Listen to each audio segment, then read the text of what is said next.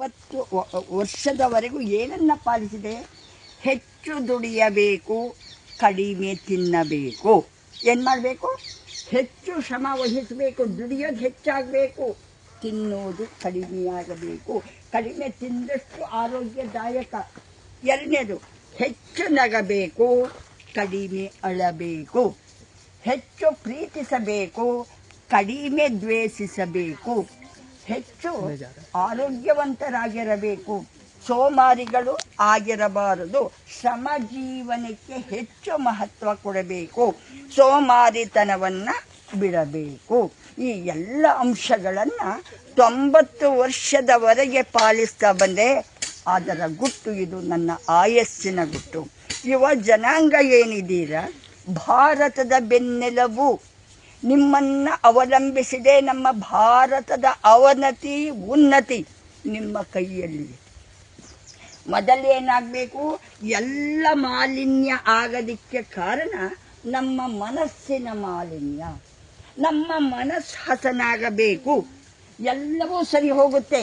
ಮಣ್ಣು ಕಲುಷಿತ, ನೀರು ಕಲುಷಿತ, ಗಾಳಿ ಕಲುಷಿತ, ಆಕಾಶ ಕಲುಷಿತ, ಎಲ್ಲವೂ ಕಲುಷಿತ ಆಗಲಿಕ್ಕೆ ಮುಖ್ಯ ಕಾರಣ ಏನು?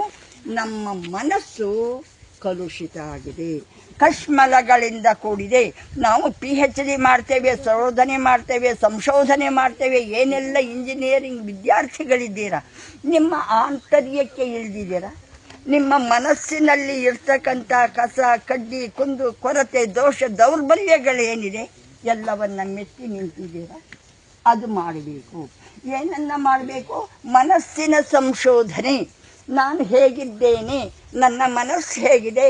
ಮಂದಿರದಲ್ಲಿ ಅಲ್ಲ ದೇವರಿರೋದು, ಎಲ್ಲರ ಮನಸ್ಸಿನಲ್ಲಿ, ಸಕಲ ಜೀವರಾಶಿಗಳಲ್ಲಿ ದೇವರಿದ್ದಾನೆ, ನಮ್ಮ ಮನಸ್ಸಿನಲ್ಲಿ ದೇವರಿದ್ದಾನೆ. ನೀವು ಪ್ರತಿಯೊಬ್ಬರೂ ದೇವರಾಗಬೇಕು. ಇದು ನನ್ನ ವಿನಂತಿ, ಸವಿನಯ ಪ್ರಾರ್ಥನೆ. ನೀವೇನಾಗಬೇಕು? ದೇವರು. ಯಾರನ್ನ ದೇವರು ಅಂತ ಹೇಳ್ತೇವೆ ನಾವು?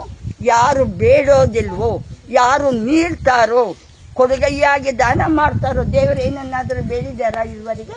ಹಾಗೆ ಪ್ರತಿಯೊಬ್ಬರೂ ದೇವರಾಗಬೇಕು, ಶ್ರಮಜೀವಿಗಳಾಗಬೇಕು, ಆರೋಗ್ಯವಂತರಾಗಬೇಕು, ದೃಢಕಾಯರಾಗಬೇಕು, ಮಿತವ್ಯಯಿಗಳಾಗಬೇಕು. ಈಗ ಹೇಳಿದ್ರಲ್ಲ ಪ್ಲಾಸ್ಟಿಕ್, ಅದನ್ನು ತ್ಯಜಿಸಬೇಕು. ಏನನ್ನ ಬಳಸಬೇಕು? ಬಟ್ಟೆ ಬ್ಯಾಗುಗಳನ್ನು ಬಳಸಿ. ಪರಿಹಾರ ನಿಮ್ಮಲ್ಲಿಯೇ ಇದೆ. ಸಮಸ್ಯೆ ಸವಾಲುಗಳನ್ನು ದಿಟ್ಟತನದಿಂದ ಎದುರಿಸಿ ನೀವು ಜಗಜ್ಜಟ್ಟಿಗಳಾಗಬೇಕು. ಧನ್ಯವಾದಗಳು. ಕೆಲಸ ಮಾಡೋಣ.